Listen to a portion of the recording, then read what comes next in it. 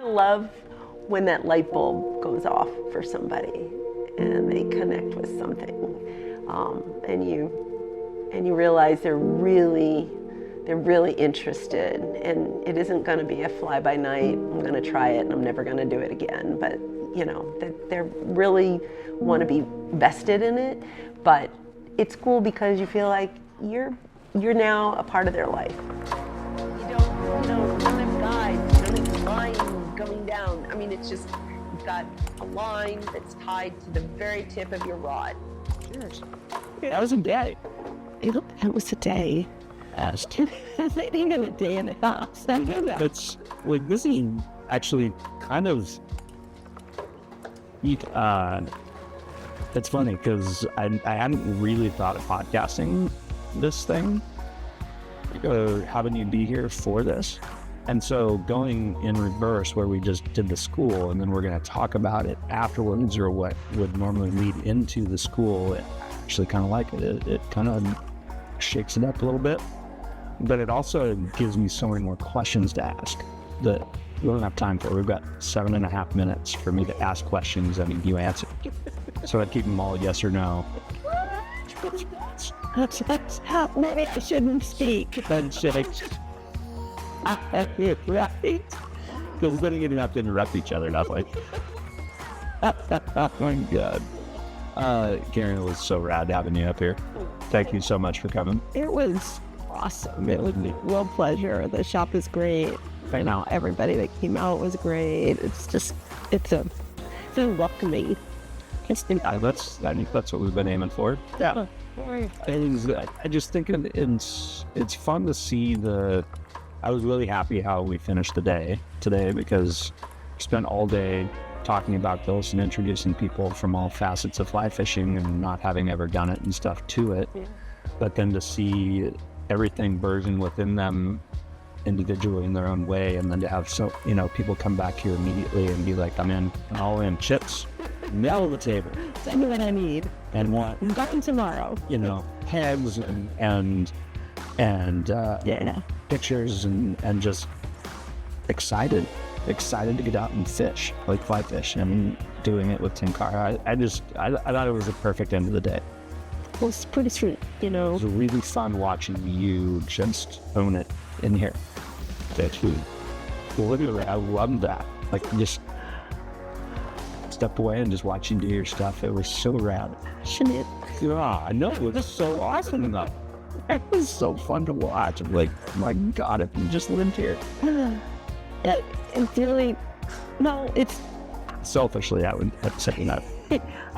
I love when that light bulb goes off for somebody and they connect with something. And you realize they're really interested, and it isn't going to be a fly by night. I'm going to try it. I'm never going to do it again. But they really want to be vested in it. But it's cool because you feel like you're now a part of their life. Like you've touched their life. It's cool that a product that is a part of me now is a part of somebody else's experience. Feels pretty good, I assume. Yeah, and you hope it brings them pleasure and joy and lots of laughs and good time, Doors farm, adventure store, or whatever, time with each other. Yeah, it was really cool. So it's a pretty cool thing. Like, makes me feel special that I can have that with people. Yeah. No, I think that's what we aim for here anyway.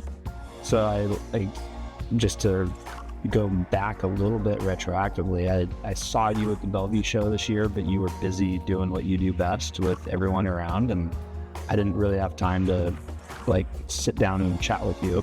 And so when we started to talk about bringing Tenkara, I'm going to reach out to you and see if there's a possibility. And I love your resistance, soft resistance or apprehension maybe, of going into a fly shop for all the right reasons, representation and understanding and appreciation, and not selling against or anything like that.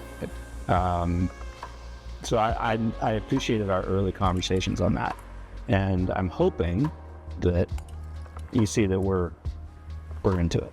So we're all in, and proud to be working with you on this. And thank you for that. Thank you for believing, having not met really except over the phone initially. We connected on 7.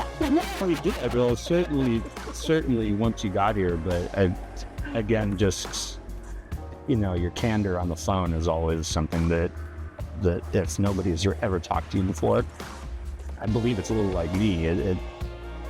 I wear my heart on my shirt sleeve, my soul on my shirt sleeve, my feelings, emotions, everything on my shirt sleeve, and you do the same. Yeah. Sometimes it's a good thing. It's about absurd. Totally absurd. Absolutely. But yeah, I'm proud of the product we make. I'm proud of being an ambassador for the method, not just an owner of a brand, but for a method. And even though the fly fishing community is sort of like, that's Tenkara, which I've never really understood. I feel like, gosh, I am the gateway drug to fly fishing. Tenkara is the gateway drug. It's very easy. It's very intrinsic. It's less equipment. It's less complicated, and it allows people to get their feet wet. If they're not sure or they're new, and experience it. And because it's less complicated, the learning trajectory is faster.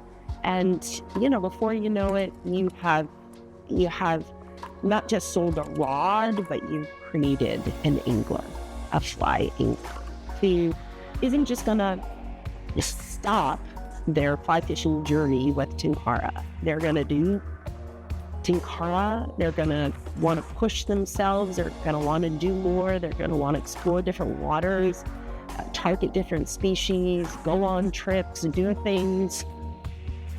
And through that, they're going to go into all the different other facets of fly fishing.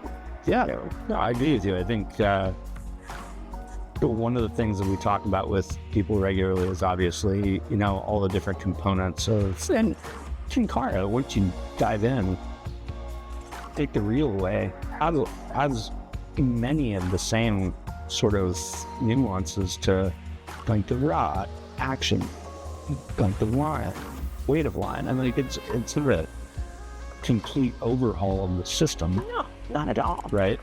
And, I think that sitting there watching you today, one of the greater appreciations that I have that you brought front and center was fish management as far as playing. I dig. So it was like we captured all that on video, and Casey, our new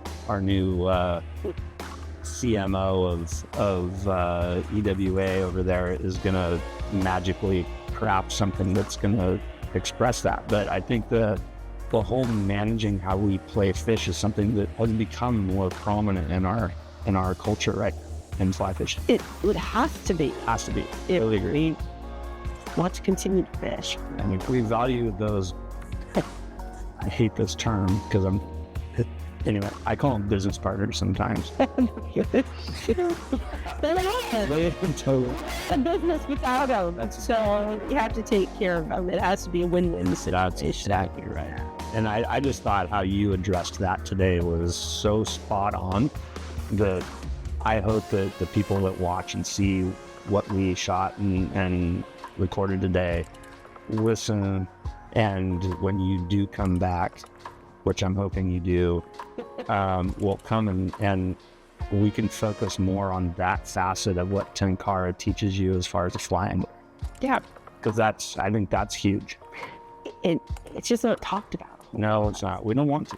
No. Well, Not mainstream. I'm trying. It's just not mainstream. Land to fish fast. but I didn't see my back. Like, I didn't get to see my back in a moment. It's a whole new story. Right. And on some of those fish, it's like, well, if you're seeing your backing on that fish, then you're not doing something right. Yeah, you just have to understand the physics of how to play the fish, right? Yeah. There's an element there to settle around with. No. That can be argued until we're blue in the face. But anyway, what you love. I love that. Yeah. So, you want to make sure that if you're practicing catch and release, that when you release them, that they're going to live, right? Because catch and release and die, and you're a bread spoiler anyway, right? That's just an inherent part of it, and the fact we do it, there's definitely people that don't agree with it, and you can't really discount that at all. Well, I agree with that too, but for those of us that choose the catch and release sort of methodology, well, you've got to kill it. Kill it, yeah, absolutely, yeah. Then it's still, are you gonna torture it by playing very long? I just want to get it and be done. Right, exactly.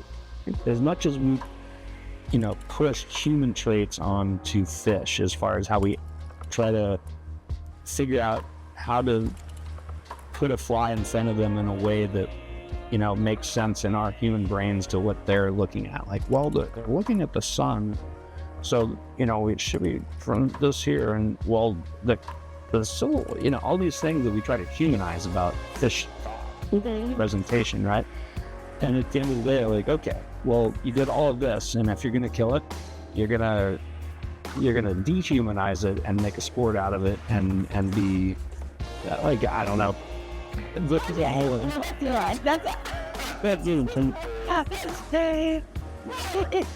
you can't quite have it both ways. No, you can't. You can't eat, have your cake and eat it too, as the saying goes. So, I'm not I don't generally catch and kill, but if I, occasionally I do, if I'm eating it or, that type of thing. I've landed grouper and had sushi on the boat, and it was incredible. But again, if you're doing that, it's like hunting, right? If you're hunting, you're killing it, but you're not yet. That's bad. You meant first? Right. Jesus. You're trying to take it down quickly on your first shot would be done with it, right? And be known about it. So ideally. Right. Yep. So you, I'm just going to go ahead and throw you back. Oops. Because I want to cover this just a little bit. Like, again, going sort of in reverse order. Where did Zen Tenkara come from? In 7 words. 7? Kidding. I'm so kidding. Not 7 words. Yeah, no. Yeah. Just in general, because I know it's a huge long story, but just in general. It came from falling in love with the method. I mean, that's the shortest version. Cool. Exposure to it, when it was first introduced to the U.S., it was like this aha moment for me, and because you always loved fly fishing, right? Again, solids really to go about. Like I was. That was my title, the reluctant anglers. Seems like a T-shirt or something. I think it's like a book. Yeah, it's gonna be the name of my Tenkara book, The Reluctant Angler. Yeah. Why actually? Yeah.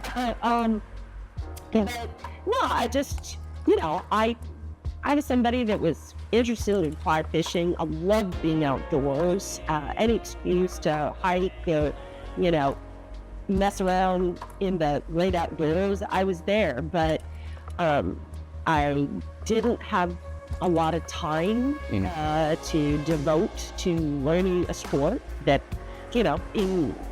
as an adult, it's not like I had been exposed to it all my life, or as a youth. I didn't grow up with a dad or a grandpa who, passed down the art of fly fishing to me. I didn't even spin fish. I had never cast a spin rod in my life. But I was in Colorado. I was a native Floridian who craved hydration, and fishing, was sort of the way to be on the water. But there was a lot to learn. There was all this lingo. There were so many flies. It took time to get to the water. It took time to set the rod up. I didn't know what any of it meant or what I was doing, and I'm a little type A, and so, Oh, sorry.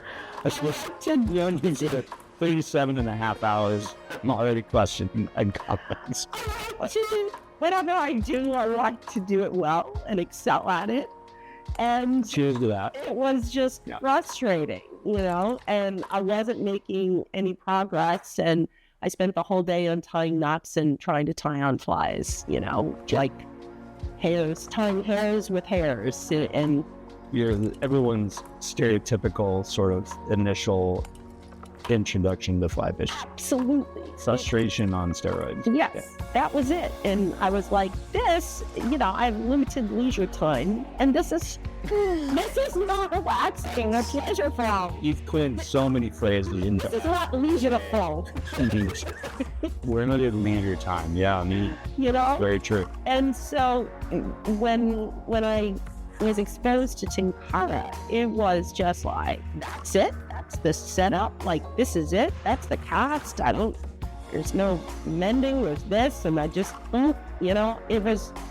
it made sense to me. And I was, coordinated enough that I picked it up quickly and I started catching fish, right? And that's just, I think it's like an adjustment.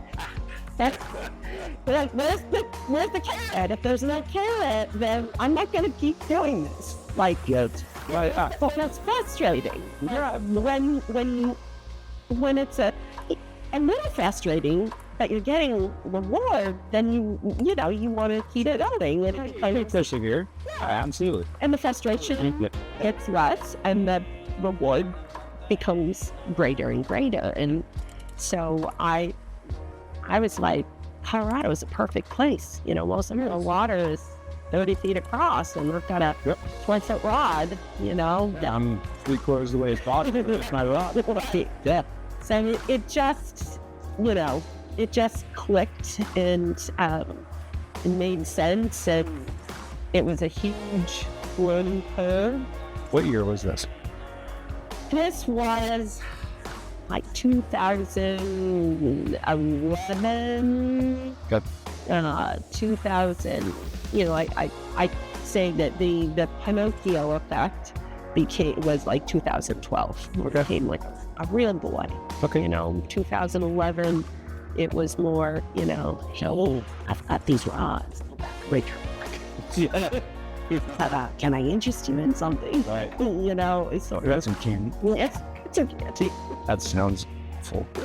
That sounds. I can't believe I even said that. Oh my god. Anyway. So, okay.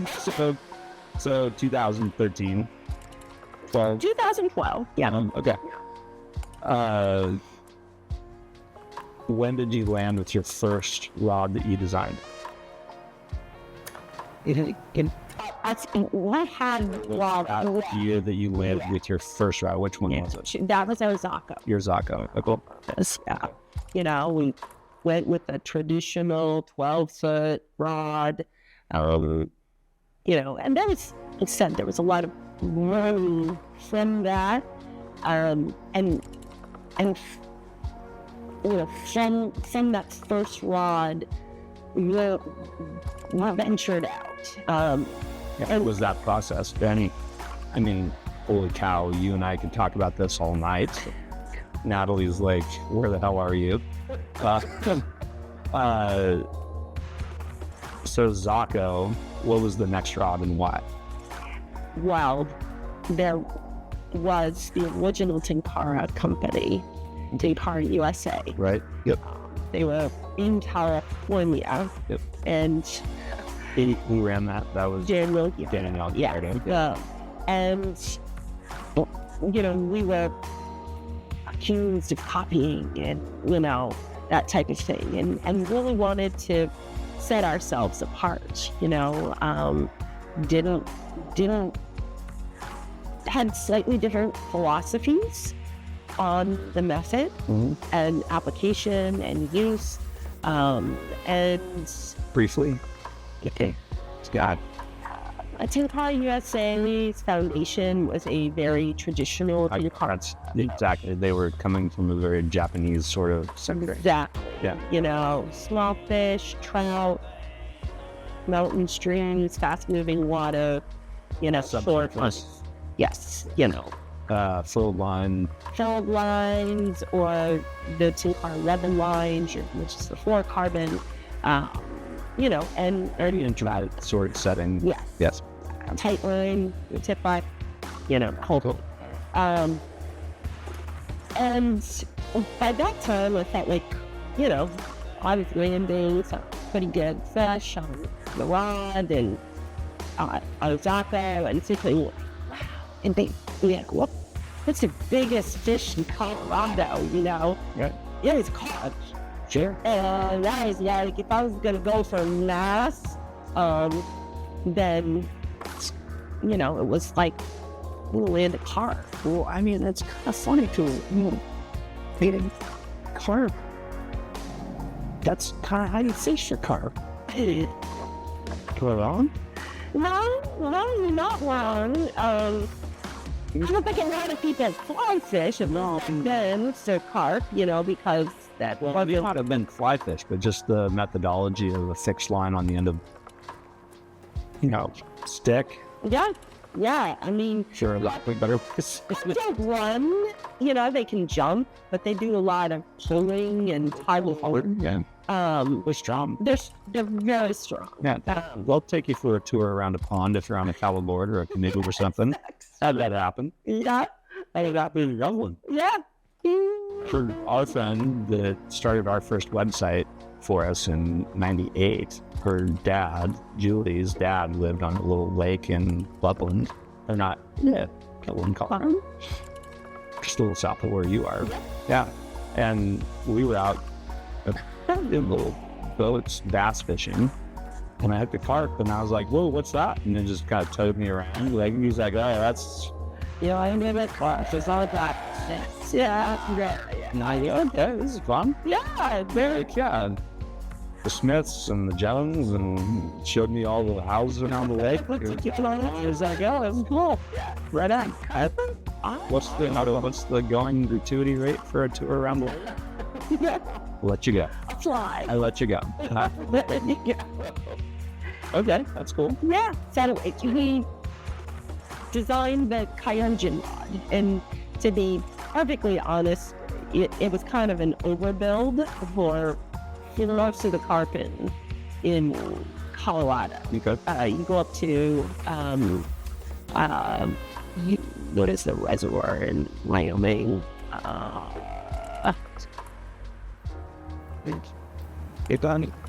Pathfinder? Would you Pathfinder with the carp? And so, Well, there it's like flats fishing. So almost like you see like the 18-pound carp, they're schools. You go out on a flats boat, somebody's following you, and you're sight fishing. And those were big carp. Those were massive carp. Yeah. And with Kyojin was landing on, you know. Of course. Who was fishing those? It's originally like Mark Bowman. okay. He was the original owner of North Flat. Or the fly shop. Yeah. Okay, Mark. Yeah. That's a good dude. Yeah. And you know, he kind of crazy, but it was like, that's good. He learned a few fish himself, and you know, he's like, yeah, we can do this. We can do this. Like, this is really awesome. But of course, then, way back then, the Tenkara community said, "Oh, that's not a Tenkara. Well, you're landing a car upon a giant rod, so that's not Tenkara." Okay. And, so we've kind of progressed from there. And I don't know. So that was your second rod. That was the second rod. The third. The third was the small one? The Suzumi. The tri-zoom. Super small one. Yeah. Right? Yeah. Well, no, it was the tri-zoom. Yep, the tri-zoom. Okay. But, and that's a beautiful rod. And it's our most popular rod. People love it, and it's beautiful. And then it was the Sagi. Okay. Which for many, many years, it was my favorite rod. It's 13 and a half feet, but it is, it's like, if you could cast honey. You can cast honey. When do you stop with the little nuggets of things that you say? If you can cast honey. Someone, the 8 people that will listen to this podcast, one of them will come in here and I'll tell them it's like casting honey, and they're like, "Fuck you. That is fucking Karin's line. You don't get to take credit for that." That's such a great line. I love it. It's such a, it is. It's very elegant and graceful. It's very in a very kind of. Fluidity has different viscosities, right? Yeah. And so the honey part is why that makes so much sense, because it's not, it's not rapid. But casting honey. Yeah. Why rich rice? That's just so good. Go ahead. Yes, I'm going to make sure you get credit for that, I promise. But I love that rod, and I just really enjoyed it. And I love, that's kind of when I fell in love with casting longer lines on Tenkara, and started saying, how long I can actually cast. What was it that drove you to start wanting to cast longer lines? Because that's a topic, and I don't want to spend an hour on that, but well, some of the sight fishing, for the carp, one would pull around, but then, at certain points, because it was a shorter setup, then we'd have to get out and walk wade and try and sink up and get in a little closer. It was wow, I had a lot of business. That thing would be a lot easier, Well, it's funny you say that, because I think early on, what I heard from Tenkara was all the people were always like, well, if I want to cast there, I have to either change my line or I have to telescope myself. I have to walk up to it. And so, duh. Right? That's I mean, duh. Yeah. There's still an element of that. Yeah. You can cast a whole lot longer line than most people think. You just have to understand how to pick that line up and get it moving. But then, I mean, it's very rhythmic. It's a very relaxing, on all the rods. Yeah. The cast, when you're casting longer lines, it's... Donut shop just had someone fall. No, I think that's a really good point, because if you think about, if you're your rod's 13 and your line is 25, and the normal person's using a 9-footer or maybe shorter or something like this, and they're going to pick line up and make multiple casts in order to get that distance back out there anyway. Mm-hmm. And here you're just picking up in one cast. If you understand what you're doing, but that's done. And then I use this all the time.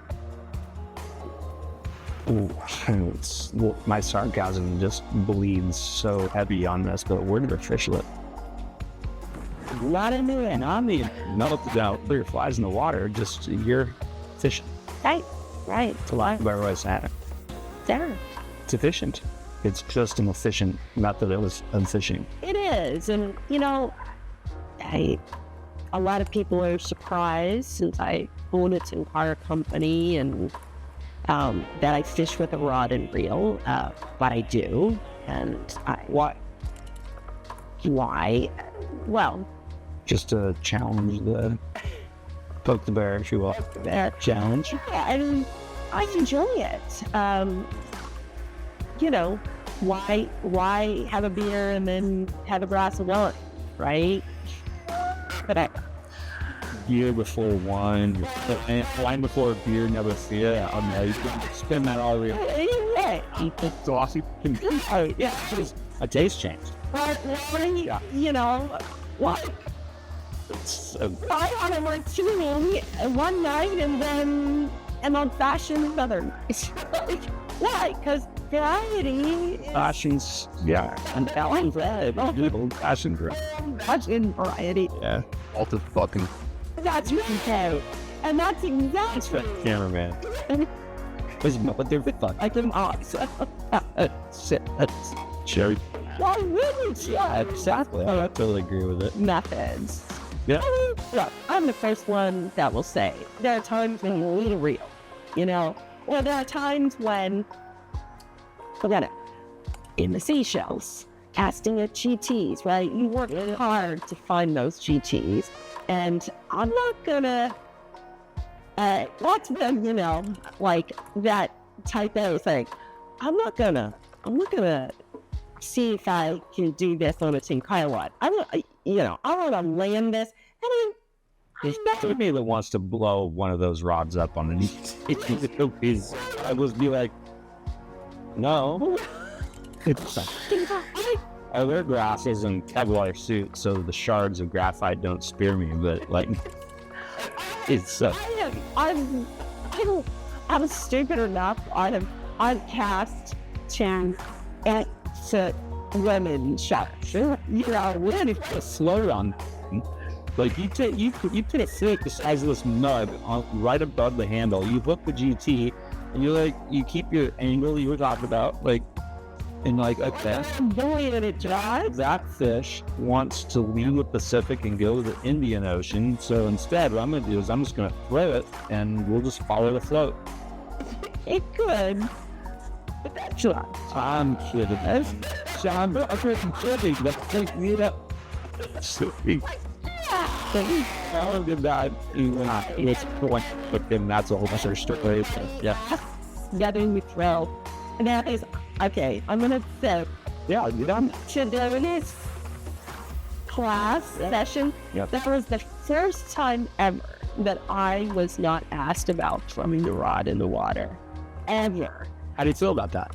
Well, I'm so relieved. It was really nice, and I don't know if that's just because they've never heard of that, but usually somebody asks that, and I love that Yvonne enjoys Tenkara and got behind that whole movement.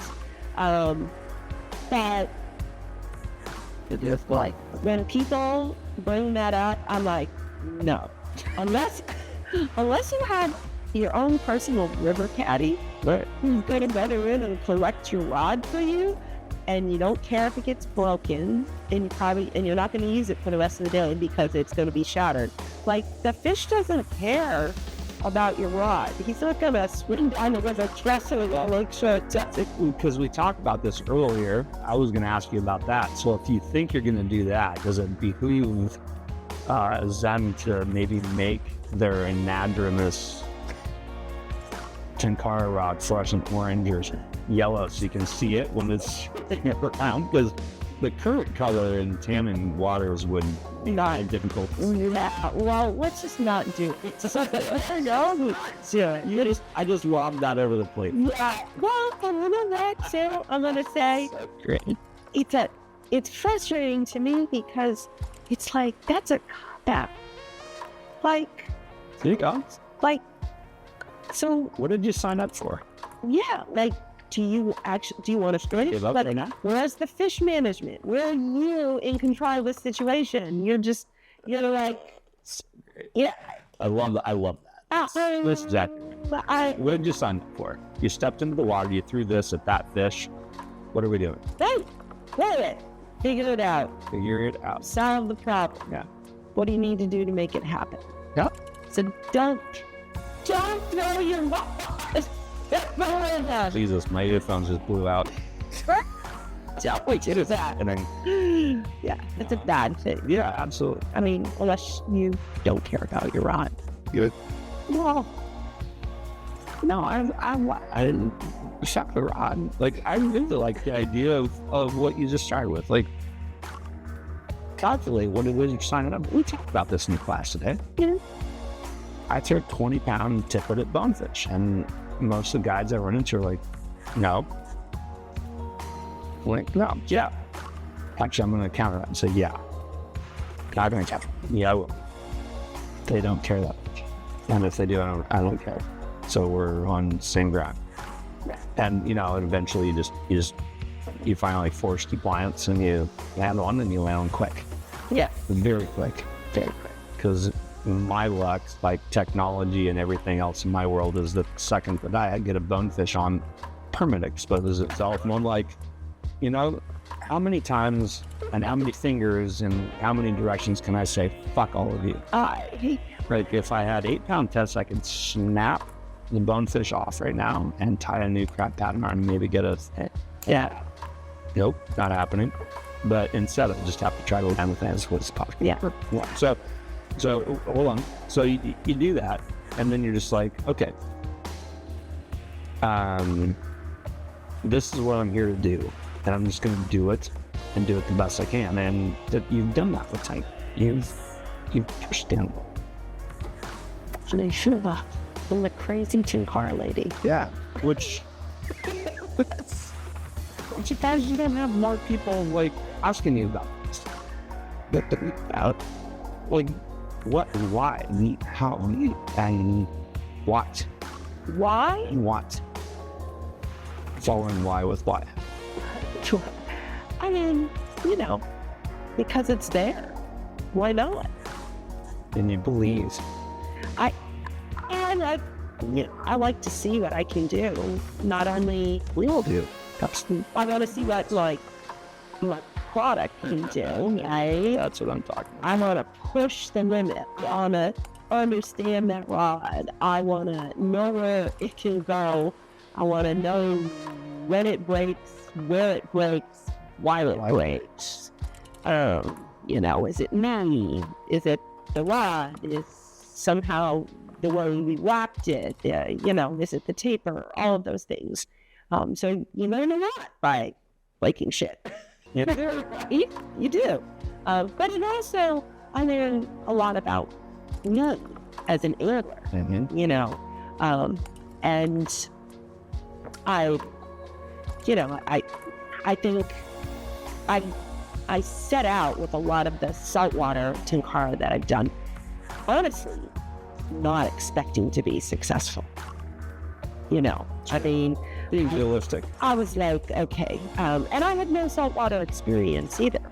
The first time I went out, it was like, I've never done this. And I tried some bonefish down in the Keys, and actually we didn't get into any bonefish. But that I did land a tarpon and some shark.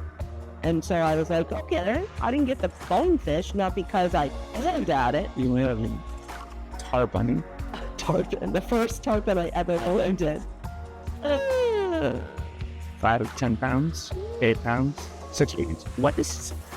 Sure, that. Sure. Baby set. Yeah, not a. What? It's not a big buy, a little concept. Bowing to the tarpon on the 6th length of line is kind of fun. I mean, we do that anyway, right? But yeah. It's just sick. Sweat, it's the water that doesn't get to run. You just gotta bow again. Yeah, I didn't know what I was doing. And then he just said, and I was like, and he had never seen it in Alone. So we were both like the blades. Well, I'm just even thinking about that. Yeah. Yeah. It's kind of fun. But it somehow I managed, and we were both like, she got a little speechless. Like, that's understood how it happened. But we had the fish, and it was done. and did bonnet head and hammerhead shark until I got cocky and was like, oh, I'm landing on these fish. This isn't that hard. So I need something bigger, and then he took, What is that? well, that was the 8-foot shark that he shunned the channel with and said, all right, we'll bring in bigger sharks for you. And Oh, shit. I'm standing on the back of the boat, and I'm, all these sharks 8, 10 feet, or 6 feet, and I'm with my little Tenkara rod, which wasn't a little rod, but I cast and the lemon just, Of course. and, Chum them, of course. my tip just Correct. watched it go down with my line in the water, and I said, I'm not going to retrieve that. I think it's time to go home. Yeah, I'm not going to ask it for it back. No, that was it. Yeah. But that was sort of, the start of it. And because it was a more successful trip than I ever anticipated, then the next trip was down to Mexico to do triathlons. And the first time it was like, all right, I want to try this on a rod and reel first, because everybody was telling me I was going to end up in Cuba. No, Jesus. And I needed leather gloves because when I tried to send them in, matches were going to be leather. Can I just ask who in the F said that? A lot of people. Oh my A God. lot of. You know what I mean? Can I just get really quickly? Like, I hate soapboxes, but my favorite thing to do is just when I'm in other stores around the country and is just sit in the corner and listen. And I think that whole transition from freshwater to saltwater is one of the most fascinating things to listen to. And you know what? I get it. Not everybody's done it. But can we...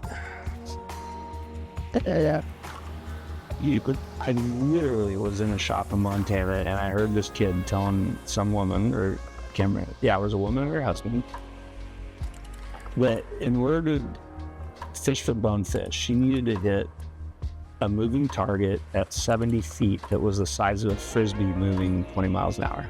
And they should expect a headwind. Shoot. And I literally am like, they're not going to go on. Oh, yeah, that's it. And I mean, and I'm a... Might not cut. And Shit, I'm dead. And I literally am just like, okay, so I understand now the fabrication of the, and you know what? I will embellish like there's no tomorrow on things when it suits, and when it suits, and when it tells the story that's going to excite and ignite people to want to do things. That's what we're here to do. That's literally what we're here to do. But when it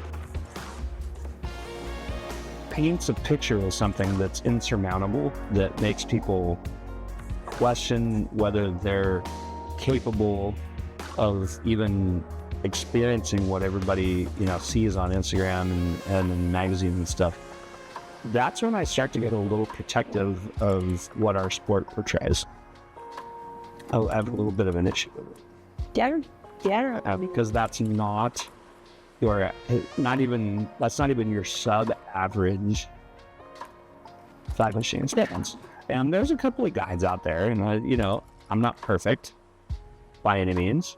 And there's a couple of guides, Travis at Soulfly would absolutely smack me on the top of the head with his push pull again, as would Rankin down at Honduras. Yeah. So claiming that I'm perfect.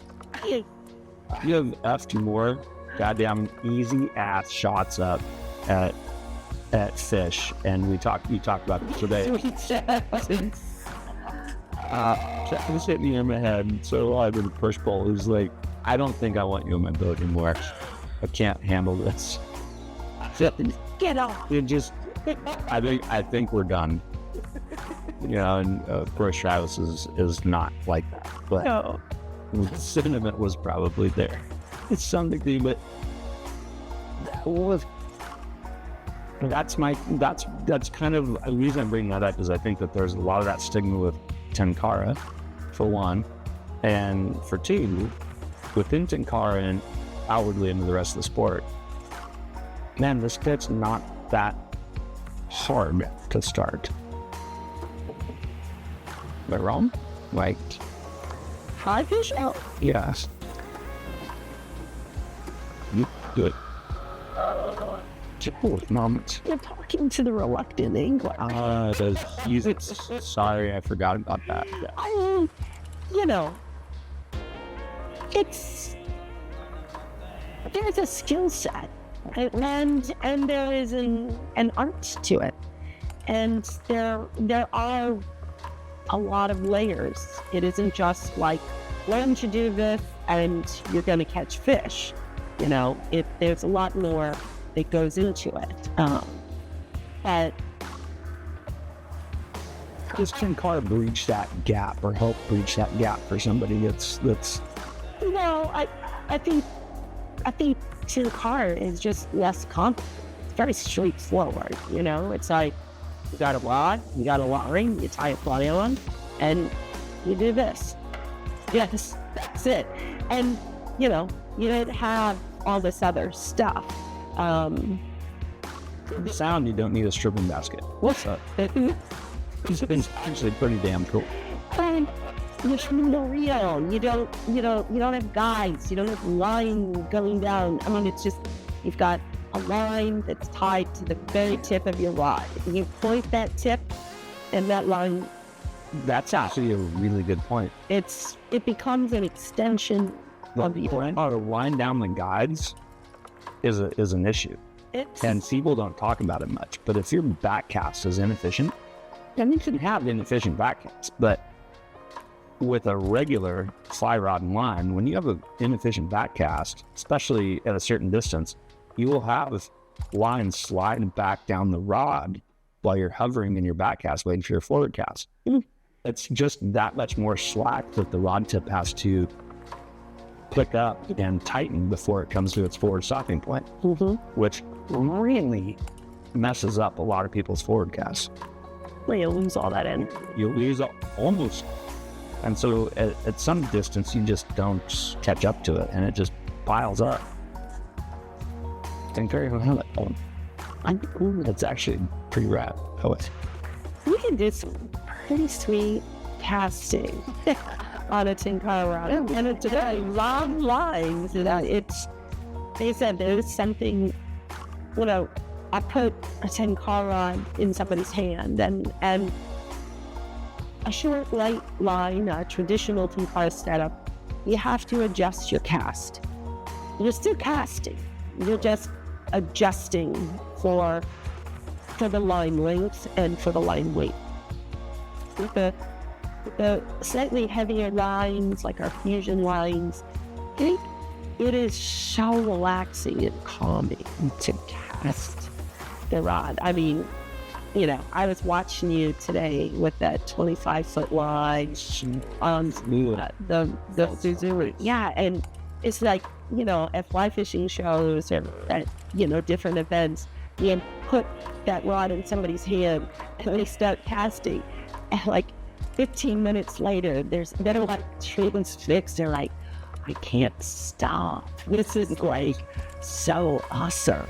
And it's like you become one with the rod in a minimalistic way. Because I know on my rod and reel, there are times when, I'm 2 days into like a saltwater trip and I got all the jitters out and we've seen a lot of fish, and so I'm casting all day. It's not like I haven't cast in 2 hours and I'm suddenly a fish, and that's when everything like throws up and fucked up because you so want that cat to be perfect that you speak for yourself. One shot. Yeah. When it's one of those on days and you're taking casts at, everything, you're going to ban fish, yeah, right? Not just the permit or the GT or whatever. and you're catching and landing, you get into a groove, right? That smooth, you know, that rod is just part of you. And you just, back cast, forward cast, you're on.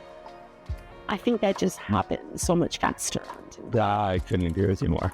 So as we're going through this conversation, I realized that I actually want to ask you about 150 different things, and we don't have time for it because you leave tomorrow. So this will have to be a two-part, because I actually want to go through more of the technical side of the Tenkara the next time we do this. Yeah.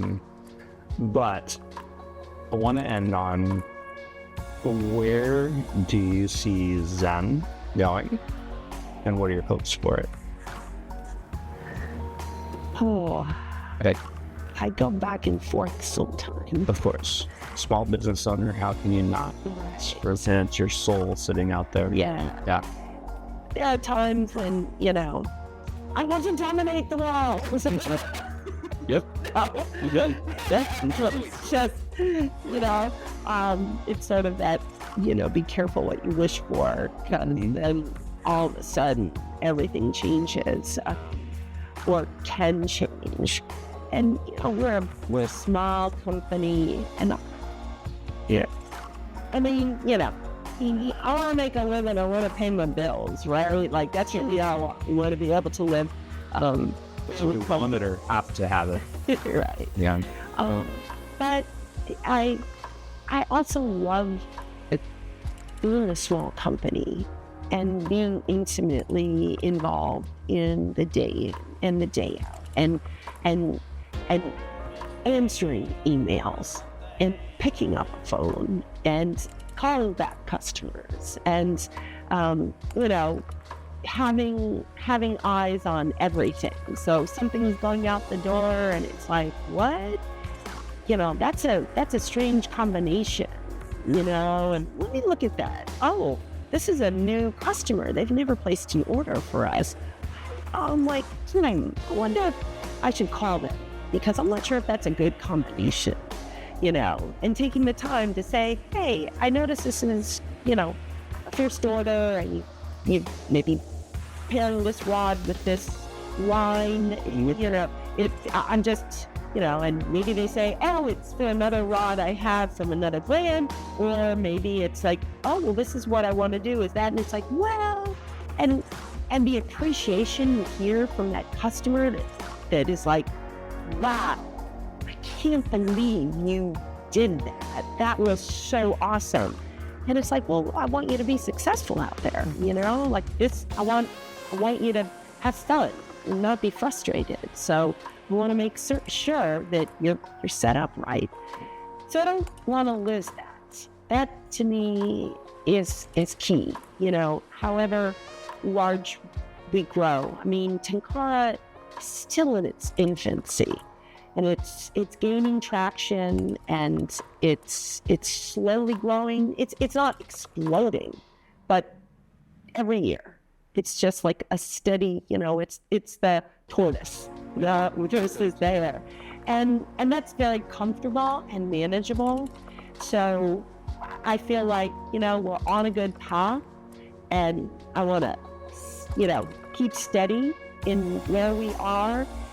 And the minute that I can't provide the customer service behind the product, that's when I say, okay, we have to reassess this, you know. Either something has to be changed internally, or we're getting too big for our britches, or something along that line. So I think it's a check-in, you know, every couple of years. Where are we at? How are we going? Do we want to continue on this path? You know, we've been around. We're now the oldest independently owned and operated Tenkara company in the U.S. And we're here, and, you know, we want to do what we do well. Well, you're here and you're accessible. Lots, you know, in our sport, I think that's, you know, as we watch that accessibility to the tip of the iceberg, if you will, or the top of the heap at any company becomes harder and harder to attain for the average consumer. Yeah, the ability to reach out and talk to the person that is the passion soul behind whatever it is that they're interested in is I feel like our community has suffered a little bit over the last 4 or 5 years with COVID and a few other things that taken that personal touch out of what we do. And it's refreshing to see manufacturers and brands like yourself still value that as part of their daily operations. Oh, it's everything. It's incredible, actually. I mean, Thank you for that. What makes my day is when I get an email from somebody who says, like, thank you so much for spending that time with me or explaining that to me. That's unheard of in today's, like I was expecting to get, just an automated, response or something. And it's like, yeah, that's what I want. So Alicia and stuff today after the class. It was, like that's a connection. Like you feel like you're now a part of their journey, right? And that's something that if they stick with it, and I think they will. They're so young. I mean, they can do this for the next 30 years. At least. And what's the story, that they started here doing this, they went to this class, they walked into a fly shop, and then zoom. No, I mean, I kind of wanted to that's why I brought it up. I kind of wanted to end on that. I think that me personally, I wanted to see, you took a leap of faith coming up here to do this with us, and I was really proud to see that whole exchange happen throughout the entire day. I mean, that was the longest sales pitch for a fly rod in the world. Let's just be honest. But at the end of the day, like you just said, you affected something with them that resonated, and we got to watch it all transpire, and it was pretty special. It was very special. Yeah, it was tough. I mean, that's why I do what I do. And that's what drives me. I mean, and it's why I asked you to come up here, was for literally that moment. So it was awesome. Yeah. Thank you for that. Yeah, thanks for having me. That was so awesome. It was so great having it. It's been a while. We had so many more conversations that work. Yeah, I know. It's so cool. Karin, thank you for all of it, everything you do every day, and what you've done, what you're gonna do, and for being here, trusting me and EWA, and coming up to do this. I can't wait to have you back up. Yeah. Now. Yeah. Let's go have dinner and sleep. Yes. Well, we wasted the photo oxygen. You wasted it. Not wasted. You expended a lot of CO2 today. What an energy. Yeah, it was so awesome. It was so good. Yeah, it was fun. And it was fun that people were engaged the entire time. So that was really awesome. You do a great job of that, though. Like, it's hard not to be engaged when the person that's delivering is engaged themselves. So we're good. I think we should end on the the Tenkara. Yeah, you do like the Maori way, we're like Tenkara. you said it. You could do it. Yeah. It's up to you. You lead it. Yeah. So, are we doing it? Yeah. Are we doing it? Sure. All right. On the count of 3. 1, 2, 3. Oh. Yeah. That was awesome. Thank you.